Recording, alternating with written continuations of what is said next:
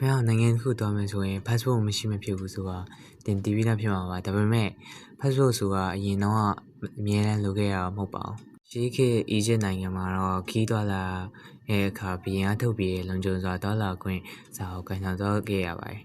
တရုတ်နဲ့အင်္ဂလန်တို့မှာလည်းအလားတူပင်ခီးသွားစာရေးရှိပါတယ်ဒါပေမဲ့အများစုကတော့နယ်စပ်တွေကယနေ့ခေတ်လောက်ထိတင်းကျပ်မှုမရှိခဲ့ပါဘူးအရာအလုံးပြောင်းလဲသွားတာ1914ခုနှစ်ပထမကမ္ဘာစစ်စတင်ချိန်မှာပဲဖြစ်ပါတယ်နိုင်ငံတွေကသူတို့ရဲ့လျှို့ဝှက်တချို့ကိုဖော်ထုတ်ဖို့လုံခြုံရေးအတွက်ခီးသွားတဲ့သူကိုစစ်ဆေးလာကြပါတယ်အဲဒီအချိန်ကစာပြီး passport စနစ်ကိုကြည်ကြဲပြည့်မြတ်အသုံးပြုလာကြပါတယ်စစ်ပြီးသွားတဲ့အခါမှာ passport စနစ်ကိုဖျက်သိမ်းဖို့ကြိုးစားခဲ့ကြပေမဲ့လုံခြုံရေးရောဂါကူးစက်မှုကာကွယ်ရေးနဲ့ဒုက္ခတွေပြဿနာတွေကြောင့်ဆက်လက်ထားရှိခဲ့ပါတယ်ဒီလို passport ဟာယနေ့ခေတ်နိုင်ငံတကာခီးသွားလာ